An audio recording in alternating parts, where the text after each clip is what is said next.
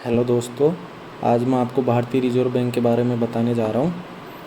तो भारतीय reserve bank की स्थापना 1 अप्रैल 1935 को यंग हिल्टन आयोग की सिफारिश पर की गई थी और इसकी स्थापना में अधिनियम 1934 का था। आरबीआई का हेडक्वार्टर 1937 तक कोलकाता में था, उसके बाद से बम्बई में ट्रांसफ़र हो गया।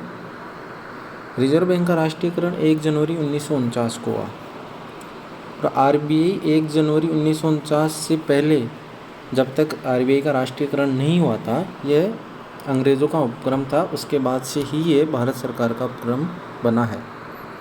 आरबीआई के प्रतीक चिन्ह में ताड़ का वृक्ष, जिसे अपन पाम ट्री भी बोलते हैं, और रॉयल बंगाल टाइगर का चित्र है।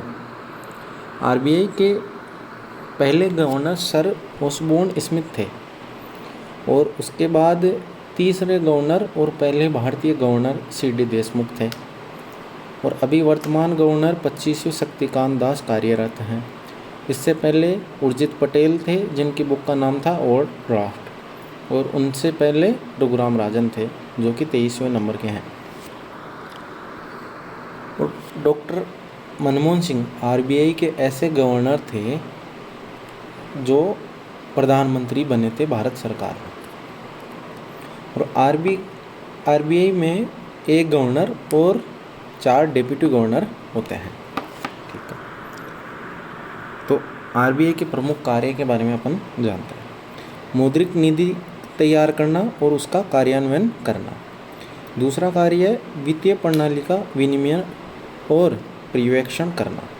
तीसरा कार्य है मुद्रा जारी करना व विनिमय और परिचालन करना।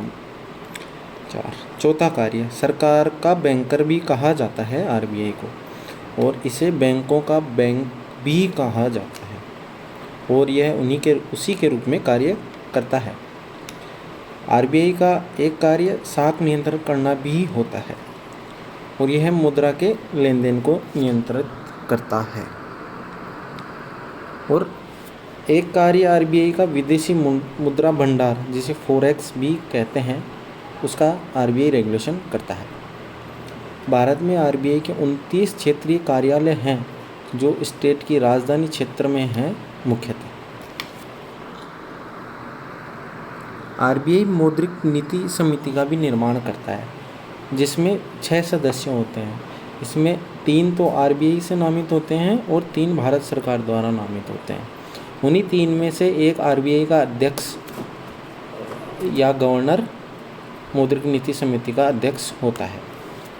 और मौद्रिक नीति समिति का प्रमुख उद्देश्य मुद्रास्फीति या महंगाई को नियंत्रित करना होता है, जिसको मौद्रिक नीति समिति 2% से 6% के बीच रखती है।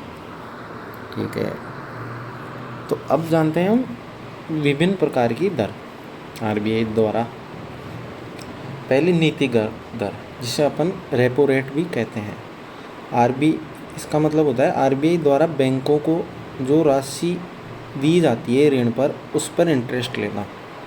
ठीक है, रिवर्स रेपो रेट। और यह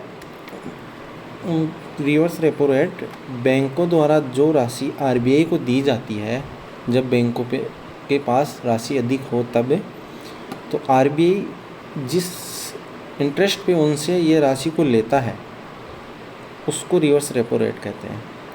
हमेशा repo rate reverse repo rate से अधिक होती है।